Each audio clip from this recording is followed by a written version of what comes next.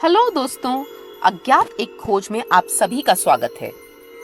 यह चैनल हमारे जैसे समान विचारधारा वाले जिज्ञासु व्यक्तियों के लिए है जो स्वयं की तलाश में अपने धर्म से जुड़ना चाहते हैं। हमारे प्राचीन ग्रंथों से जुड़ी सच्ची अज्ञात कहानियों को देखना, सुनना और उस पर चर्चा करना चाहते हैं। आज की कहानी है यदुवंश पे। ये कहानी शुरू होती है शुक्राचार्य के साथ। शुक्राचार्य जो दैत्य गुरु थे और विशर्प्रवा असुरों के राजा थे। वह शुक्राचार्य का बहुत सम्मान करते थे क्योंकि वे मृत संजीवनी मंत्र का रहस्य जानते थे जो मृतकों को जीवन दान दे सकता था। शर्मिष्ठा विशर्प्रवा की बेटी थी और शुक्राचार्य की देवयानी नाम की एक बेटी थी। एक दिन शर्मिष्ठा और देवयानी स्नान करने के लिए एक झील में जाते हैं जहां उन दोनों में किसी बात को लेकर झगड़ा हो जाता है, जिसके कारण शर्मिष्ठा देवयानी का अपमान करती है और उसे कुएं में फेंक देती है।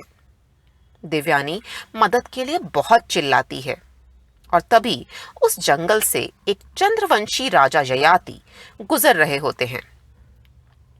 उसकी पुकार सुन के वह उसके पास आके उसकी जान बचाते हैं। ययाति देवयानी से शादी का प्रस्ताव रखते हैं जिसे देवयानी स्वीकार लेती है। जब शुक्राचार्य को इस घटना के बारे में पता चलता है तो वे विशर्प्रवा के पास जाते हैं और उसे बताते हैं कि शर्मिष्ठा ने क्या किया था। विशर्प्रवा शुक्राचार्य को यह कहकर आश्वस्त करते हैं कि उनकी बेटी को देवयानी की दासी यानी कि उसके दहेज के हिस्से के रूप में भेजा जाएगा जब देवयानी की शादी होगी। जल्द ही देवयानी और ययाति की शादी हो जाती है और शर्मिष्ठा को देवयानी के साथ उसकी दासी के रूप में जाने के लिए मजबूर किया जाता है। लेकिन संयोगवश ययाति और शर्मिष्ठा एक दूसरे के प्यार में पड़ जाते हैं और देवयानी की जानकारी के बिना ही शादी कर लेते हैं।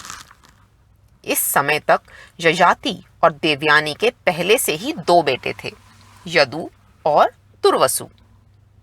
जब देवयानी को उनके विवाह के बारे में पता चलता है तो वह शुक्राचार्य के पास रोती हुई जाती हैं और शुक्राचार्य क्रोध में आके ययाति को समय से पहले वृद्धावस्था का श्राप देते हैं। ययाति शुक्राचार्य से बहुत क्षमा मांगते हैं। फिर देवयानी भी उसके लिए खेद महसूस करती है। शुक्राचार्य ययाति से कहते हैं कि वह अपना श्राप वापस तो नहीं ले सकते, लेकिन एक रास्ता है। यदि ययाति का कोई पुत्र उसके साथ अपनी उम्र का आदान प्रदान करना स्वीकार कर ले तो वह फिर से युवा हो सकता है। ययाति अपने सबसे बड़े बेटे यदु को बुलाते हैं और उससे पूछते हैं, लेकिन वह इसे ठुकरा देता है। फिर वह अपने सबसे छोटे बेटे पुरु जो कि शर्मिष्ठा से होता है उन्हें बुलाते हैं और पुरु अपने पिता के प्रेम में इसे स्वीकार कर लेता है और अपनी उम्र का आदान प्रदान करने के लिए सहमति दे देता है।